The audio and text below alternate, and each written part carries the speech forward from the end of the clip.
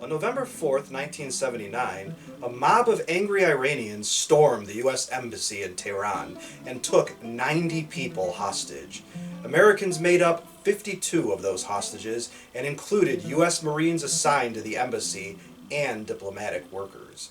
Violation of an embassy by another country is normally considered an act of war, but in this case, the U.S. never treated it as such, and 52 of our citizens remained hostages for 444 days. No reprisals were ever carried out.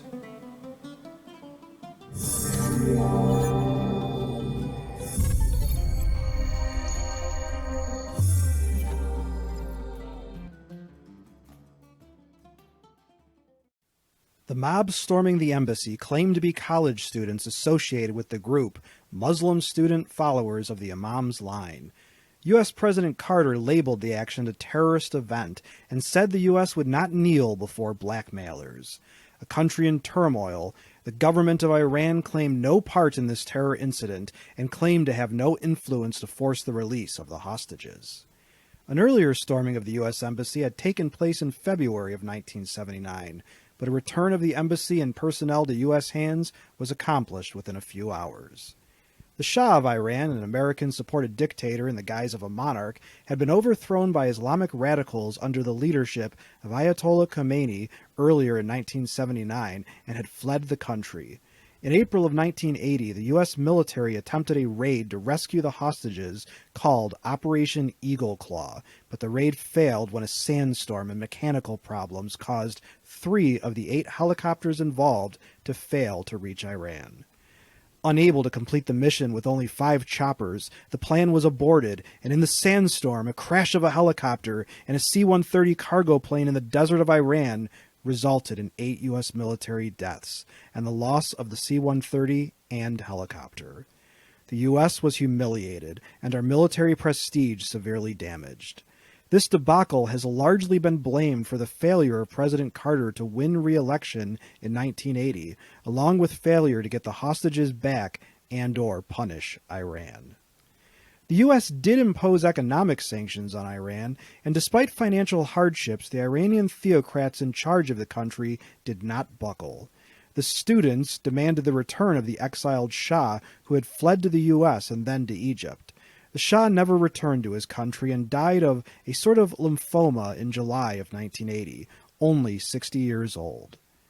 The American hostages were released on January 20th, 1981, at the same time incoming President Ronald Reagan finished his inauguration speech. This timing has been pointed to as Iranian fear that Reagan would severely punish them if Americans were still hostage when Reagan took office, or that the Iranians were punishing President Carter for refusing to return the Shah to Iran. Another popular theory is that Reagan's political henchmen bribed the Iranians to continue to hold the hostages until Reagan took office, even though negotiations to free them had already been completed. Algeria had brokered the negotiations that led to the hostage release.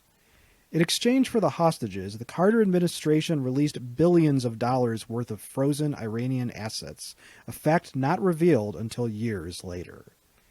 Iran lost international prestige over the embassy's storming and hostage situation, revealing themselves as a rogue nation that did not respect international law and customs.